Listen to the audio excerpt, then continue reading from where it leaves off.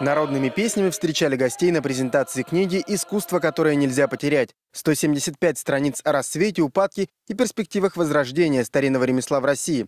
Одна из главных задач этого красочного издания – напомнить людям о том, что мастерство их прадедов и отцов может быть утрачено. Авторы уверены, старинные промыслы нуждаются в срочном лечении. Потому что если мы не будем торопиться, то доктор может опоздать.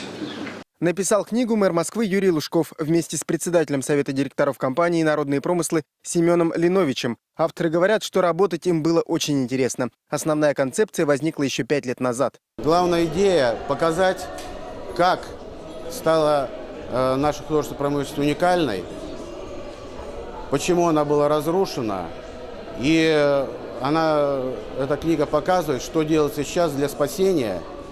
И на базе той системной работы, которую провели наши предшественники, мы показываем, что мы идем тем же путем и показываем, что сделано.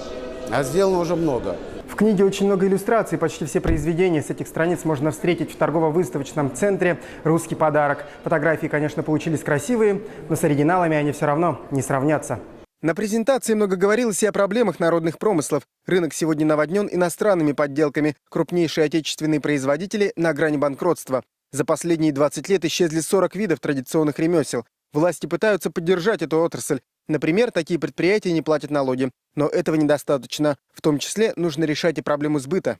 Здесь не надо только уповать на помощь со стороны государства. Надо искать новые формы, новые виды изделий. Таким образом, чтобы они были не просто эксклюзивные, но чтобы они еще и носили характер полезности, и в определенной степени отвечали требованиям некой моды. Новые магазины народных промыслов открываются по всей Москве, но этого все равно недостаточно. По мнению экспертов, спасти отрасль можно будет только тогда, когда все изделия мастеров будут находить своих покупателей. Также нужно постоянно рассказывать людям о тех проблемах, которые переживает сегодня старинное искусство. Нельзя забывать о своих корнях и традициях. Максим Степанов, Денис Калатин, Первый канал Бизнеса.